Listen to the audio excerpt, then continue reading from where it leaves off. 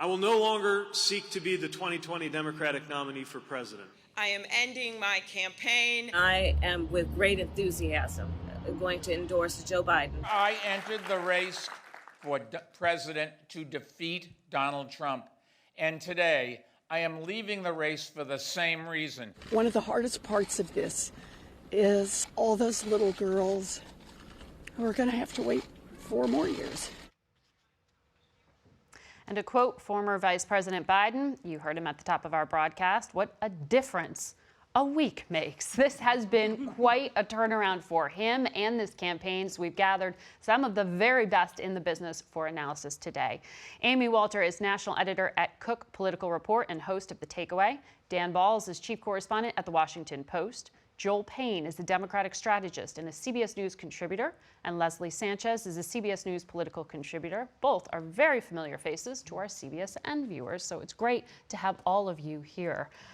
Amy, a week ago. I can't believe it was just a week ago. Just a week ago. A year and a half ago. And we were talking about whether a single win in South Carolina could be enough to keep Joe Biden going in this race. Then Tuesday happened. Now we're calling it a 2-man race. Right. What drove this turnaround?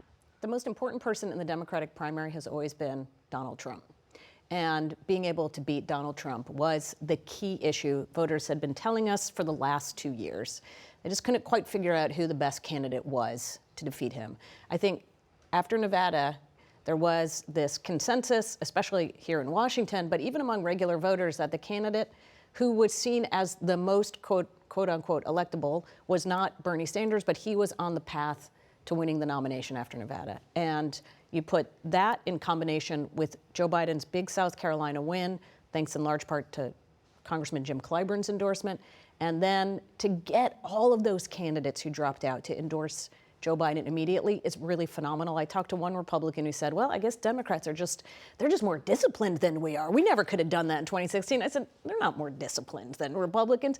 It's that Donald Trump represents a much more existential threat. At least Democrats see it that way. That's what brought them to the table. I don't know if a President Marco Rubio or a President Jeb Bush would have gotten Democrats to do what they did with Joe Biden this week. Dan, what I hear Amy saying is basically Democrats didn't fall in love in the week. They fell in line for the party and aligned themselves here. I think they did, and I totally agree with Amy that the issue was who would they rally around eventually? Because we knew that Senator Sanders had a very loyal base of support, but what we saw in both Iowa, New Hampshire, and to some extent in Nevada, was that he wasn't the overwhelming choice. He was the choice of 25 to 35% of the Democrats. That meant there was a big group that was looking for somebody else. And they were looking for some kind of cue or clue as to what to do. And African-American voters in South Carolina gave them that cue in a very strong way. And that brought everybody together, in a way that no one could have anticipated. Senator Sanders, though, Joel, had been campaigning and on programs just like this one would say time and again that he was unique in being able to bring in young voters, motivated voters to the Democratic Party. But then on Tuesday, he had this to say. Have we been as successful as I would hope in bringing young people in? And the answer is no. We're making some progress. But historically, everybody knows that young people do not vote in the kind of numbers that older people vote in. He says he didn't get the youth vote the way he expected. Black voters didn't vote his way. Latino voters, though, in certain states did stick with Bernie Sanders. They did. It's not the coalition that you have to build to win in the Democratic primary this time. It's funny. We were told to expect a revolution. Bernie Sanders talks about a revolution, except we thought it'd be from the left of the party, not from the center left of the party. It was senior voters. It was working class folks in the middle of the country. It was suburbanites, college-educated women, and it was African Americans. That's the revolution we saw. We saw surges in all of those numbers of voters. We've even seen a surge in turnout in some of these early states in Nevada, New Hampshire, and South Carolina. Big numbers that actually spell pretty well for Democrats this November. And I think the Biden campaign has been saying, as Amy said, the animating issue in this primary is a desire to defeat Donald Trump.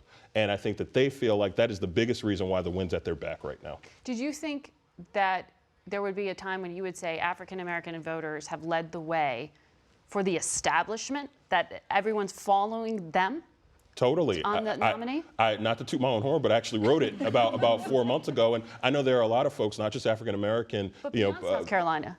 Oh, Yeah. totally, absolutely. Look, African Americans are the core of the Democratic base, and particularly African American women are the most reliable Democratic Right. constituency over the past few elections. Senator Harris has reminded us of that time Absolutely. and again, but she didn't get the support enough to stay in the race. This morning she's out there and she is endorsing Joe Biden. Should we expect to see more of her? Totally, and look, I think obviously she is a clear candidate for the vice presidency. That folks would kind of make that grouping, that Biden-Harris grouping. But you also have to think about, if you're Joe Biden, how do you pull in those Sanders voters if Bernie Sanders is not the nominee? How do you pull in those folks to make sure that they do not feel ostracized and alienated by the party? Does Kamala Harris do that? Is there another person of color, younger woman candidate who can do that? Maybe there's somebody else out there. Leslie, I want to ask you, Senator Warren, we played that clip of her talking about promising all those young girls, and they're going to have to wait another 4 years. She also said something very specific to gender and how it factored in this race. Let's listen. Gender in this race, that is the trap question for every woman. If you say, yeah, there was sexism in this race, everyone says whiner. And if you say, no, there was no sexism, about a bazillion women think, what planet do you live on? What did you make of that? We didn't hear this from Senator Klobuchar when she dropped out. No, and I think that's an interesting distinction that you have there. Traditionally, on the road to the White House, there are these unique challenges. There are narrations that they have, kind of frameworks that they have for male candidates. They're authoritative, the leadership style. It bolsters kind of their sense of commander-in-chief. For women, in contrary with those similar traits, or more feminine traits, it's viewed through a different lens. In many ways, sometimes women are categorized as ditzy, as a witch, or as somebody who's a media darling. We can never really look at them in a whole in terms of what they represent. So you agree with her? I think there's some legitimacy to that, but let's look at the distinction. She raised over $100 million. She's coming off the back of a Congress, a Democratic Congress, where more women were elected than they had historically, and the 18 million cracks of Hillary Clinton, who was at the top of the ticket in 2016. So there has been momentum for female candidates. It's hard for candidates, male or female, to face that their policies did not connect with the vast sum of voters who were looking for a nominee, and in this case, to take on Donald Trump. You agree? Yeah, well, and every campaign has to meet the moment, right? And this moment I like Joel's about the revolution of the center, which was, this was not a time when voters were willing to take a risk on a 38-year-old candidate who's openly gay, not willing to take a risk with a candidate in Elizabeth Warren who also was seen as too far to the left, might not be able to beat Donald Trump. And if you talk to strategists, I'm sure that Dan has heard the same thing. Democratic strategists will tell you, we sat in focus groups where as many women said, I'm worried that a woman can't beat Donald Trump, as did men. Dan, you had an extraordinary week for President Trump, not just because of the coronavirus that we have been talking about. It was not a good week for him in the financial markets. You had the airline industry getting hit hard. Southwest CEO says it has a 9/11-like feel these days. The Federal Reserve stepped in and took extraordinary measures, cutting rates. Is the president losing his best pitch for re-election? Well, we don't know how long this is going to last. Right now, we're in a terrible moment, and the sort of the economic carnage that we're beginning to see is going to continue to ripple. I mean, listening to the experts who were on here earlier today, we're at the front end of some of this, and it's going to get worse. So in that sense, the biggest issue that he's had going for him is a strong economy, and he now faces a period in which that's not going to be the case. I think the issue is going to be, how long does it go on, and what do people think about what was the reason for it and the degree to which he gets the blame as opposed to somebody else. But we're going to go through a bad period, and if you are the president of the United States, that's never good politically for you. Margaret, I think the worst thing that happened for the president was his comments at that town hall about Social Security and Medicare. I can tell you, as someone who's spoken to a few folks near the Biden campaign, they saw that as a fastball right down the middle for Joe Biden to start to make his general election case against Donald Trump. It's not the first time he said it, but the fact that he would say that, to combine with all the other things that are happening, that's very ominous politically for the president to be talking that openly about Indicating potential cuts. Yes.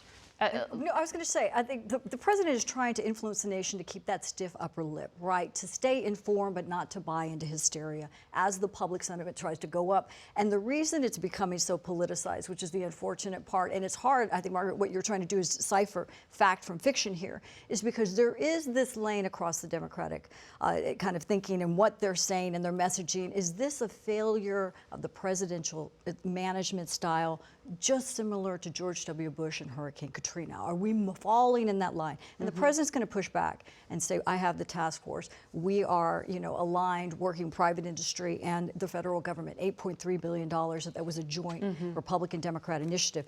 That's where this gets political. And it'll be interesting to see what a new chief of staff at the White House will do and what impact he will have. We will be right back.